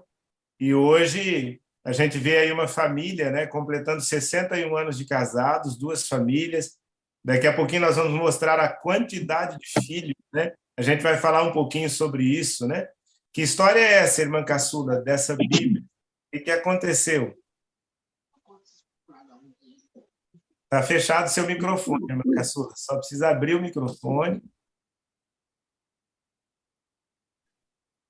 Está fechado ainda, está fechado ainda. Isso, abriu. Pode falar. Certa manhã, ele amanheceu muito... Irmã Caçula, tem outro aparelho aí perto, não pode ficar nenhum aparelho perto ligado, porque se tiver algum aparelho perto, a gente não consegue ouvir. Da Grismar. Da Grismar? É só, coloca o mudo da Grismar, vamos ver, virou de ponta cabeça. Esmeralda. Oi. A gente não está conseguindo fechar, pede para o anfitrião fechar o dela. Deixa eu fechar aqui o microfone da Grismar. Espera aí, que vai dar certo. Participante, deixa eu ver se dá certo aqui. Grismar. Da Grismar nem aparece o microfone, aparece só a câmera. É interessante isso aqui. Eu não estou conseguindo. Se o Gabriel conseguir lá, mas aqui não dá a opção do microfone. Tem Grismarino aqui, não é o mesmo, não, né? Não, não é meu irmão. Opa, agora melhorou. Fala aí, irmã Caçula, deixa eu ver. Está me ouvindo agora? Isso, agora deu certo. Pode falar. Estamos ouvindo, pode contar. Deu certo. Então, uma manhã, ele amanheceu usado, entendeu? Muito irado, zangado. E nesse período, a minha mãe tinha ido lá para onde ele tinha nos levado. Quando eles separaram, ele me levou eu e minha irmã, e nós estávamos com uma outra irmã casada, que morava em outra cidade. Então, na separação, ele levou 2 filhas com ele, para morar em outro lugar. E, inclusive, nós passamos lá 1 ano com ele. Depois, a minha mãe não suportou a saudade e a preocupação e foi buscar. Aí, nesse período, um dia ele amanheceu muito zangado, mesmo muito zangado. Aí, pegou a Bíblia da minha mãe e o Inário. O Inário pegou assim na pontinha da capa, no cantinho da capa do Inário, pegou um facão muito bem amolado e começou a cortar a pontinha da cabeça do Inário. Cortou, cortando, cortou o Inário todinho, lá na frente da nossa casa. era chamava terreiro lá na frente da casa. Era bem grande o pátio, bem limpinho, mas ficou completamente coberto com a areia do Inário. E depois que ele fez isso, ele pegou a Bíblia e escondeu essa Bíblia. Passou muitos anos. Agora, depois de com uns 20, 30 anos que tinha acontecido isso, nós soubemos que ele tinha enterrado a Bíblia, porque nós procuramos essa Bíblia por tudo quanto era lugar, debaixo de árvore, debaixo de capa de tudo, em cima das árvores, todo lugar que procuramos essa Bíblia, não encontramos. Aí deixamos passar. Aí depois nós soubemos que ele era enterrado a Bíblia. Então, nunca nós iríamos encontrar essa Bíblia enterrada. Agora, o Inário, ele destruiu tranquilamente, cortou, que ficou só a pontinha da capa que estava com ele na mão. Interessante, né, que vocês perseveraram, né, apesar desses obstáculos todos, né, apesar da resistência, né. Nós temos na sala aqui pessoas, né, cujos cônjuges não professam a mesma fé, né. Ali no sermão eu coloquei, né, que o meu pai não era violento, graças a Deus, né, mas também não aceitava, trancava a casa para a gente não entrar. E certamente tem pessoas aqui na sala, né, que estão aí no vale da decisão, encontraram um caminho, né, diferente, estão desejosos até de seguir, né, quem sabe de se tornar adventistas, quem sabe se batizar, mas às vezes fica aquela resistência, às vezes as pessoas colocam obstáculos, alguns ameaçam, né? E a história de vocês mostra que valeu a pena ser perseverantes, né? Vocês continuaram aí firmes, né, no caminho, né? Chegou mais alguém aí, ó, chegou até um cachorrinho aí com a Guiomar, né? Mas vocês perseveraram no caminho. E a mensagem cresceu na família de vocês, né, irmão Zé Basílio, né? Vocês cresceram, educaram os filhos. Como que foi a vida depois disso? Depois desse perrengue todo ali da resistência do pai? Vocês perseveraram, os filhos permaneceram fiéis. Como que foi depois? Acho que o microfone, eu estou pedindo aqui, desativa o som dele aí, Duca, para a gente. Pronto. Ok, pode falar, irmão José Basílio. Quando o acontecimento daquela semana terrível aconteceu, nós ficamos muito decepcionados com a região, com a cidade que morávamos, a ponto de não mais ficarmos ali. Foi quando eu e o casal de instrutor saímos da região, do lugar em que estávamos, e fomos para a igreja mãe, que era a igreja que nos evangelizava, cerca de uns 50 quilômetros de distância. Ele saiu para ir embora de manhã e nós saímos à tarde para essa morada, onde tínhamos a igreja que nos evangelizava a 50 quilômetros de distância. E lá permanecemos uma semana. Depois voltamos para ver como é que as coisas estavam. E aí passamos alguns meses ainda naquela luta, envergonhado com o que tinha acontecido, mas firme nas promessas de Jesus. Até que, quando resolvemos, de uma vez por todas, sair, aí fomos para essa região onde estava a nossa igreja, que nos visitava, e construímos casa, e eu e o meu instrutor ficamos lá alguns meses fazendo a construção onde íamos morar. Como, na realidade, durante janeiro a novembro, aconteceu tudo isso. E em novembro, nós já estávamos de muda para o lado da igreja, onde permanecemos por alguns anos. Entendi. Ativa o áudio da tia Mundinha aí, que ela quer contar para a gente um pouquinho dessa história também, Mundinha, desse testemunho. Está fechado ainda. Aí, abriu, pode falar. Fala, tia Mundinha. A vida continua. Vocês estão... Isso, tira aí. A Grismar, na verdade, o celular da Grismar não foi colocado o áudio quando ela entrou, então por isso que a gente não consegue localizar o áudio dela aqui. Para resolver isso, teria... Aí, Grismar está se conectando ao áudio. Aí, tá bom, agora deu. Pode falar, Mundinho. Depois que nós chegamos nesse povoadozinho que chamava Ingar, lá tinha uma igreja organizada, o pastor visitava sempre, de vez em quando, e eu tinha 15 anos naquela época.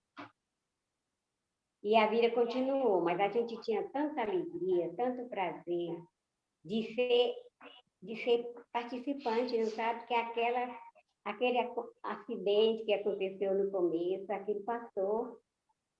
E como meu pai decidiu de nos perseguir... Só um pouquinho. Grismar, pode deixar que está tudo certinho aí, Grismar. Pode tirar a mão aí que está tudo certo, tá bom? Aí, está ótimo assim. Pode tirar a mão, tá certinho. Pode continuar, tia Mundinha. Então, e aí o meu pai deixou de nos perseguir. Ele voltou lá para onde morava a nossa irmã mais velha, que tinha casado na época que a gente morou lá, naquele lugar, né? E aí a minha mãe tomou conta da família. Ela sempre foi batalhadora. Quando ela conheceu a verdade, ela era uma mulher assim culta, não sabia ler. Mas aí ela se pegou com a Bíblia e ela aprendeu e ela ensinou muito a gente. A gente tinha muito interesse. A gente gostava tanto daquela mensagem, era um amor tão grande. E tinha uma irmã daquelas lá que nos instruía, e eu chegava para ela e falava assim, chamava Paixão. Aí eu falava, Paixão, faz aí, escreve aí uma oração para me aprender, para me falar assim como os crentes fazem. Porque na igreja católica, a minha mãe era bem católica, praticante, antes, né? E aí tinha aquelas rezas compridas, e a gente aprendia tudo e praticava, e aquilo era uma vida assim maravilhosa, mas aí mudou tudo. Eu não queria mais aquelas rezas, aquele Pai Nosso, aquela Ave Maria, aquela Salve Rainha, aquelas coisas que a gente achava que era o melhor, né, do cristianismo, não era. Aí eu fiquei muito assim, satisfeita com a resposta que ela falou. Ela falou, Mundinha, a gente, para falar com Deus, não precisa ser essas rezas repetidas.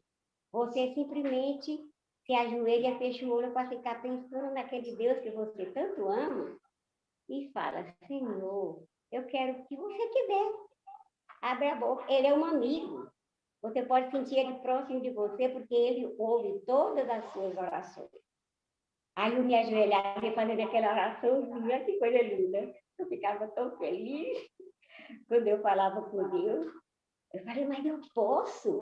Não precisa ir no padre, o padre falar coisa, levar para Deus. Agora Deus está ao nosso lado. Eu tinha 15 anos, mas eu tinha assim uma compreensão do Evangelho. Era uma alegria tão grande. E a gente, foi muito bom, aquelas pessoas. Eles nos receberam muito bem, valorizaram muito a nossa fé.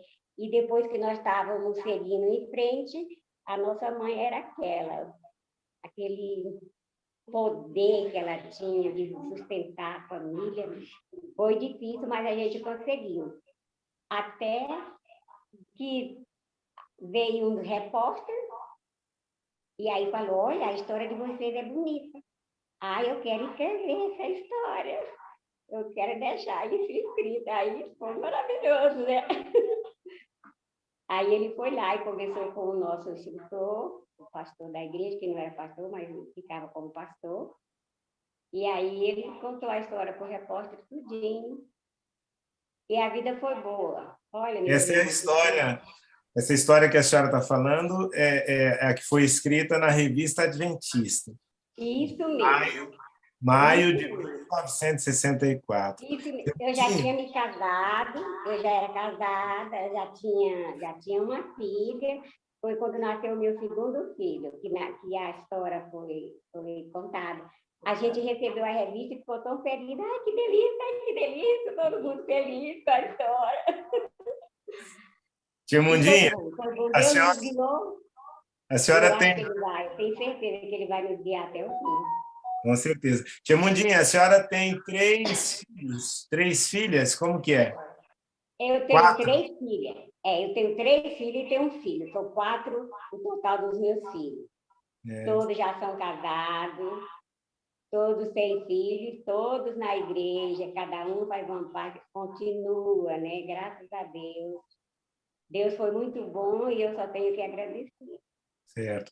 Isso que a senhora falou, né? Todos casados, todos na igreja. Eu sei que tem um genro que é pastor, né? Tem a Gilma, que é departamental de Ministério da Criança e do Adolescente. Tá aí? Olha, a Gilma tá ali. Tudo bem, Gilma? Bom dia. Tá sem voz. Ela veio do Riachão, chegou de madrugada e está sem voz. Eu sou a intérprete dela. O Júnior, Pastor Júnior deve estar dormindo, né? Chegaram tarde. Olha, tem um genro que é pastor, a filha que é departamental de Ministério da Criança e do Adolescente. A gente vê assim a perseverança, né, de uma família que enfrentou tantos obstáculos, né, que perseverou no caminho. E hoje, daqui a pouquinho, eu vou dar uma olhadinha aí, porque parece que tem quase uma centena de pessoas aí para essa comemoração de 61 anos. Só para o pessoal ter uma noção assim de como a família permaneceu fiel, né? Como a família se expandiu, passou essa mensagem para os filhos, para os netos, e louvado seja o nome do Senhor, né, Gilma? Esmeralda, eu nunca vi uma pessoa tão missionária como a minha avó. Ela deixou esse exemplo para nós, assim. Eu me lembro que a gente, quando saía com ela sempre ficava e nós voltávamos para casa, porque ela sempre falava de Jesus para as pessoas. Então, assim, o inimigo, no começo da vida dela, né, ele tentou muito, mas ela deixou muitos frutos. Isso que você falou, pastores, os filhos estão na igreja, os netos estão na igreja, muitos bisnetos, ela já tem trinetos, então todos na igreja. Graças a Deus, né? Quem é esse moço aí que está perto da tia Mazé ali, que acabou de sair? Ele é filho. Ele é o último. Vai aqui no celular da Guiomar, porque aí fica bem garantido. Tudo bem? Tudo bem, pastor? Graças a Deus. Você é um dos irmãos, é um dos filhos? Como é que é? Eu sou o irmão, o segundo. Tem o Davi, que é o mais novo, depois vem eu, depois vem a Mazé. Eu sou o penúltimo. Viveu também um pouco dessa história, né? De certa forma, né? Eu era muito pequeno, mas eu lembro bem vagamente, mas a história eu sei toda, desde o início até agora. É uma história que precisa ser contada, né? Duca, tem algum detalhezinho aí, Duca, antes da gente entrar aqui nas bodas, que precisa ser lembrado? Seu microfone está desligado aí, Duca. Trabalhar com bastante gente na tela é esse trabalhão que dá, né? Liga um, desliga o outro, mas no final dá tudo certo, né? Aí. Pronto? Pronto, pode falar. Então, ficou um detalhe ainda que ele, na parte da dificuldade lá da perseguição do meu avô, tem um detalhe ali que ele passou um ano fora, né? Depois, quando ele voltou, ele tinha ficado 2 filhas, né? A mais velha e eu acho que a 4ª mais nova, eu acho. E essa mais nova nem saiu com o grupo, com a avó e com os outros filhos. Ficaram lá na realidade foi no encontro da tia Mundinha, da tia A Vitória, que é uma que... A Vitória foi que ficou com a irmã mais velha. Com a tia Santa, que foi uma das que faleceu no passado, já... Nós éramos pequenos, né? Acho que 82, 83. E a esposa do tio Quirino, que agora fugiu da mente. A tia Caçula. Um ano depois ele voltou. Ele voltou para tentar uma outra situação, né? Reconciliação. Reconciliação. Mas essa parte aí, a tia Caçula, ela conta melhor. Então, conta a tia Caçula. Tá, então vai ter que desligar o microfone aí para a tia Caçula contar, né? Para a gente caminhar aqui para as bodas e para o final, né? Que a hora passa que a gente tem que ver, né? Certo. O microfone da tia Caçula, você ativar o microfone ali. Isso, pode falar. Um ano depois ele volta, então, tentando... Fechou de novo, irmã Caçula. Tentando a reconciliação. Aí está fechado? Está fechado ainda. Aí, pode falar. Pode falar. Então, quando nós estávamos lá, depois que ele tinha pego eu e a minha irmã e levado para onde a minha irmã mais velha morava, quando eu estava com 1 ano, a minha mãe não aguentou a saudade e foi nos buscar. Quando ela chegou lá, passou uma semana, e ele zangado, sabe? Aumentando mais a ira, aumentando mais. Aí um dia nós estávamos trabalhando em frente à casa da minha irmã, que a minha casa ficava um pouco afastada. Nós estávamos trabalhando lá, que minha mãe tecia rede, nós estávamos tecendo, eu e a irmã. Aí ele chamou minha irmã Santa. Vem aqui. E ela veio tão feliz, sem saber o que iria acontecer. Quando ela chegou na porta, ele estava do lado de dentro da casa, com a mão assim para trás. Na mão dele tinha um chicote de 2 pernas de couro, enroladinho, com uma pontinha, um nozinho na ponta. Aí ele fez a pergunta, disse assim: Santa, você quer ficar quer ficar comigo ou quer ir com a sua mãe? E ela respondeu: eu quero ir com a minha mãe. Aí ele falou: é mesmo? É. Pegou no braço dela, puxou dentro de casa e chicoteou, mas chicoteou muito mesmo. E a bichinha estava já com as costas já em sangue. Aí ele afastou ela um pouco e me chamou. Ele me chamava de Tulinha nessa época. Tulinha. Aí eu vi lá de onde eu estava trabalhando, aí eu vi, sem saber o que estava acontecendo também. Cheguei na porta, ele estava do lado de dentro, novamente, com a mão para trás. Fez a mesma pergunta. Ela disse: Tulinha, você quer ir com a sua mãe ou você quer ficar comigo? Aí eu disse as minhas respostas: pai, eu quero ir com a minha mãe. Pegou meu braço novamente, igual pegou da outra, botou dentro de casa e começou a chicotear também a mim. Chicoteou, nossas calças estavam em sangue. Não bastou isso, ele estava com o facão bem amolado.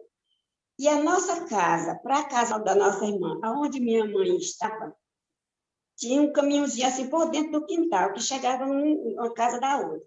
Aí ele deixou nós lá, chorando, e foi para pegar minha mãe com esse facão para matar. Só que minha mãe, antes dele chegar na casa, ela viu que ele ia para o encontro dela. Ela pulou pela janela e foi para a casa do vizinho. Quando ele chegou lá, procurou, não encontrou. Aí nós dissemos assim, e nós ficamos em casa, eu e minha irmã.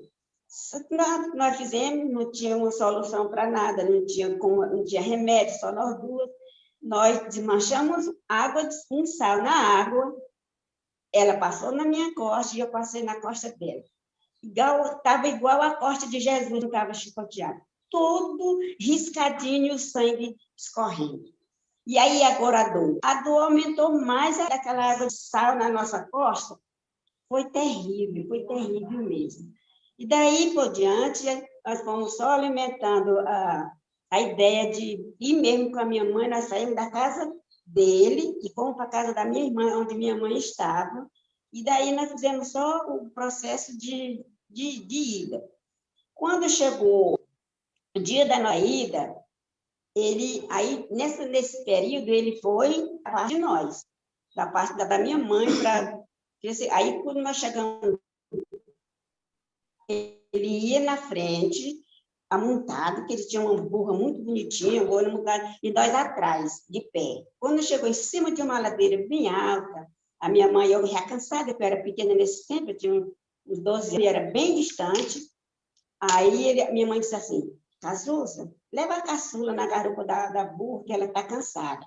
Ele olhou uns olhos bem regalados, com raiva, e disse assim, eu lá vou ter onça para me comer.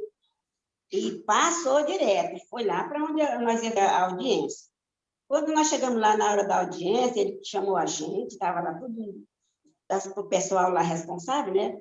Aí nós chegamos lá. Aí ele disse, com a minha irmã mais velha, assim, Santa, você quer ficar com seu pai ou você quer ir com a sua mãe? E ela disse, eu quero ir com a minha mãe. Aí fez a mesma pergunta para mim, eu respondi do mesmo jeito. Aí ele disse assim, olha, seu Cazuza, infelizmente você perdeu a questão. Você ficou sem as filhas. Elas vão com a mãe delas. E assim nós viemos para Ingá. E o coração dele, Duca, o Basílio, Tia Mundinha, em algum momento esse coração amoleceu, porque com a perseverança de vocês, independente das agressões, independente da resistência, vocês continuaram ali, né? Como disse a matriarca, né? A matriarca falou que, no momento da conversão, de que ela era a mesma pessoa, né? Embora tenha se convertido, se batizado, né? Era a mesma pessoa e certamente melhor, né? Uma pessoa melhor ainda, porque quando o Espírito Santo chega na vida de uma pessoa, a pessoa fica melhor. É o que se espera, né? Duca, Zé Basílio, em algum momento esse coração se amoleceu um pouco, pelo menos, né? Pela ação do Espírito Santo, pelo testemunho de vocês? Esmeralda, eu tinha 5 anos de idade, acho que é a primeira vez que ele veio nos visitar no Maranhão, na outra parte do Maranhão, né? Na realidade, é Imperatriz. Ele veio a primeira vez, ainda veio, eu não sei, eu não lembro exatamente, mas ele tinha uma ligação muito grande, acho que com a mãe, eu acho. O pai e a mãe, quando a mãe e o pai chamavam, ele costumava vir lá em casa, né? Na realidade, ele veio umas 2 vezes. A primeira vez ele passou pouco tempo. E acho que foi 1 mês só, eu acho. E aí eu era muito pequeno, mas eu lembro que ele não tinha, ainda tinha um pouco de receio ainda. Na realidade, ele não pegava na Bíblia ainda nessa época. Ele já estava meio arredio ainda. Mas na segunda vez, que foi em 86, nós já éramos maiores, eu acho que eu tinha 15 anos, 14 anos. Aí eu fiquei feliz, porque essa temporada ele passou mais tempo com a gente. Ele passou 3 meses, mais ou menos, com a gente. E aí, era muito de costume, naquela época, na cidade, fazer culto, pequenos cultos, pequeno grupo na casa dos vizinhos, né? Quem morava perto um do outro, assim, da mesma igreja, combinava e fazia aquele culto. Aí todo mundo ia, os vizinhos se encontravam numa casa, combinado. E eu lembro muito bem que nas últimas vezes, já perto dele ir embora, a gente ia para esses cultos e tinha que levar a cadeira, porque lá não tinha, né? Então a gente levava a cadeira. Aí ele já pegava o inário e a Bíblia, colocava debaixo do braço, pegava o banquinho dele e que acompanhava nós nesses cultos. Achei muito legal, porque o coraçãozinho dele já tinha amolecido. Né? Como a tia Mundinha falou, ele sempre foi um vô amoroso. Eu só tenho boas lembranças dele, entendeu? Teve esse episódio, mas ele era um vozão assim, apaixonado. O inimigo faz coisas, né, que a gente não pode dar lugar para ele. Duca, você entra na sala 57, já faz tempo. O que isso mudou para você, Duca? A sala 57 vindo para você, para a sua vida? A Sala 57, né, quando eu comecei a entrar a primeira vez, através de você, no encontro que a gente teve nos domingos, que a gente, na época da pandemia, a gente conseguia se ver mais. Foi, acho que maio primeiro ano da pandemia, 2020, eu acho. Bom, você entrou. Aí, daí para frente, muita coisa. A gente se aproxima muito de Deus, as mensagens, os testemunhos das pessoas, esse amor, essa compaixão que Cristo tem por nós, isso aí move a gente assim, de uma forma muito grande, querendo sempre estar fazendo bem, sempre ajudando os outros e a empatia com a dificuldade que todo mundo tem, né? Que nós estamos nesse mundo aí, a dificuldade ela não vai cessar enquanto Cristo não voltar, né? Mas com o Espírito Santo a gente enfrenta e encara com mais coragem, né? Eu sei que a tia Mazé, que está aí também, entra na sala sempre, né? Ela está na minha lista de transmissão. Quando o link não vai, ela fica brava, ela manda logo a pergunta: o que aconteceu? Né? Tia Mundinha também, eu sei que entra, né, tia Mundinha, de vez em quando. Maravilha. Nós vamos caminhando para o final aqui. Duca, eu sei que tem um monte de gente aí, né, para participar desse dia especial. Eu não tenho aqui qual é o celular que está aparecendo todo mundo aí, mas eu vou... Nós estamos divididos em 6 casas, por isso que todo mundo vai reunir agora 9 horas na programação. É muita gente, né? 40 pessoas, na média de 40 pessoas.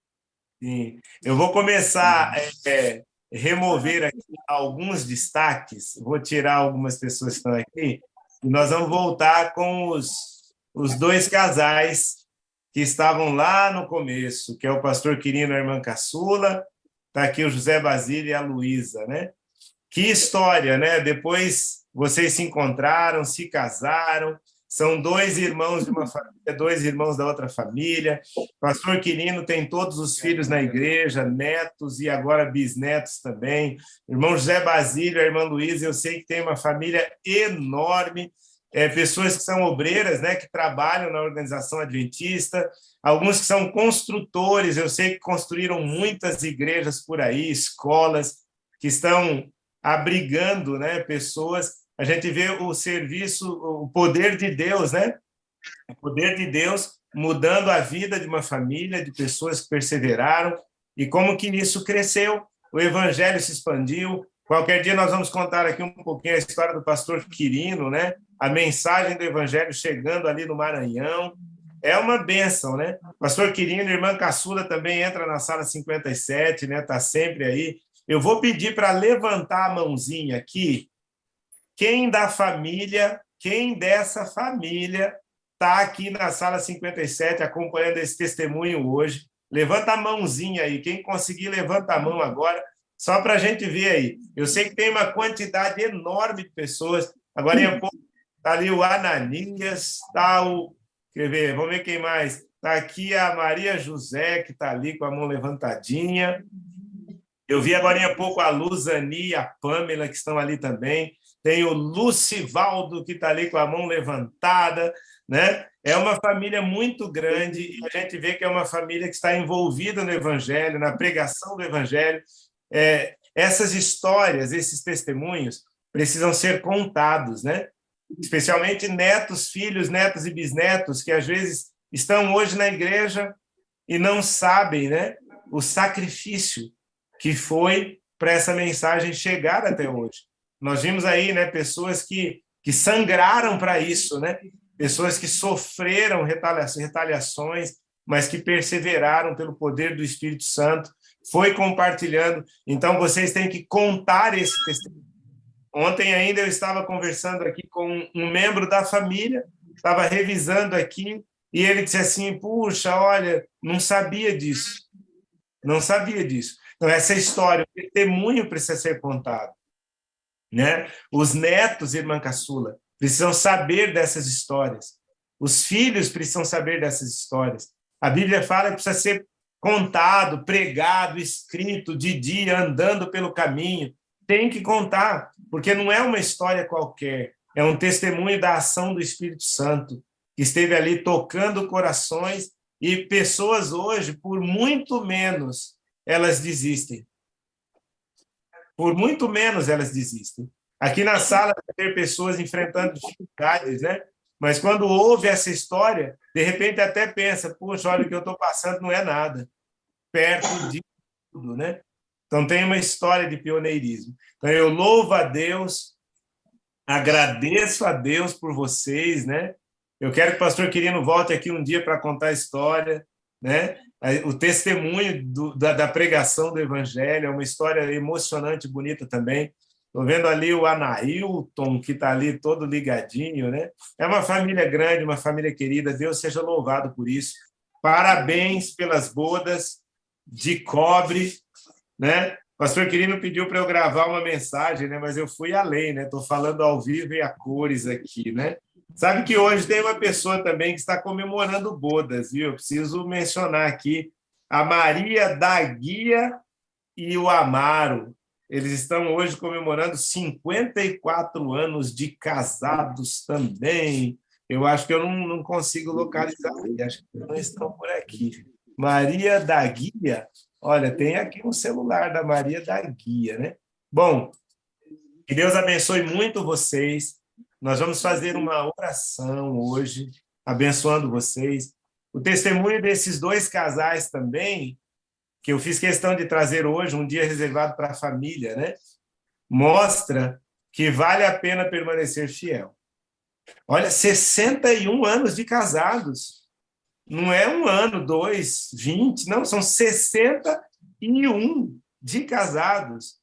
Então, isso é um testemunho também que precisa aparecer, para as pessoas verem, né, que o compromisso, o voto que fizeram um dia de fidelidade, né, honrando o compromisso que fizeram, a instituição que Deus estabeleceu dá certo. Casamento não é para um dia, para 2, não é para se der certo. Não, vocês estão aí testemunhando, são 61 anos. Superaram dificuldades, né, contornaram as situações e estão aí firmes, né? Eu sei que tem o pastor Quirino, mas é mais velho que eu, né? Mas eu vou fazer a oração hoje, tá bom, pastor Quirino? Pedindo a bênção de Deus sobre vocês, sobre esta família. Eu tive a honra de fazer o culto de 50 anos, bodas de ouro. Fiz o culto de 50 anos do pastor Quirino e da irmã Caçula. E já se passaram 11 anos desde então, ó. Parece que foi ontem. E de 50 já chegaram nos 61. E a família está toda ali reunida. Tem mais de 40 pessoas, né, reunidas, porque tem que comemorar mesmo, tem que celebrar mesmo. Eu lamento não poder estar aí, mas estou aqui junto, online, né, comemorando. Tem que comemorar. Aproveitem, aproveitem. E que tantos outros também cheguem a essa marca, para a honra e glória de Deus. Nós vamos orar. E a sala vai dar um bom dia com alegria para vocês hoje, celebrando a família. Oremos? Senhor Deus, nós te agradecemos por esse testemunho maravilhoso. Apesar do sofrimento, uma família que permaneceu perseverante, permaneceu unida, que se apegou com Deus.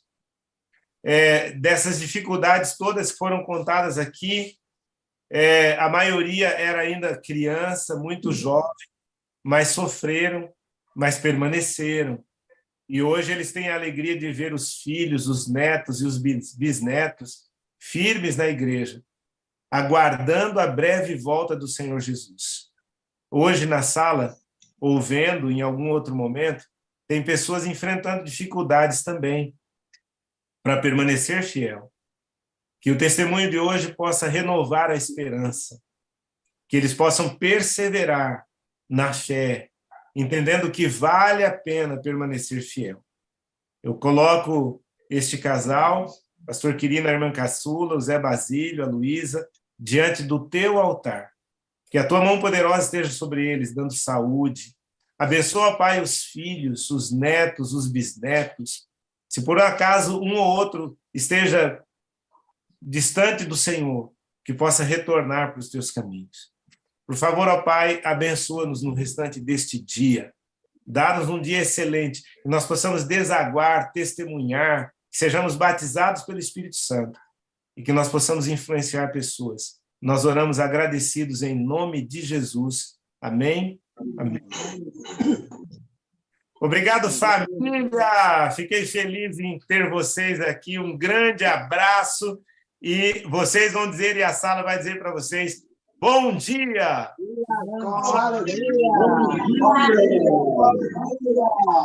Bom dia com alegria. Bom dia, com muita alegria para todos. Vitória, ele Agradecemos ao Senhor, pastor Esmeralda. Bom dia, Leciane. Bom dia, pastor. Leciane. Maria da Guia. Bom dia para todos. Pastor Esmeralda. Vitória maravilhosa. Vitória incrível. Isso aí, viu, pastor? É,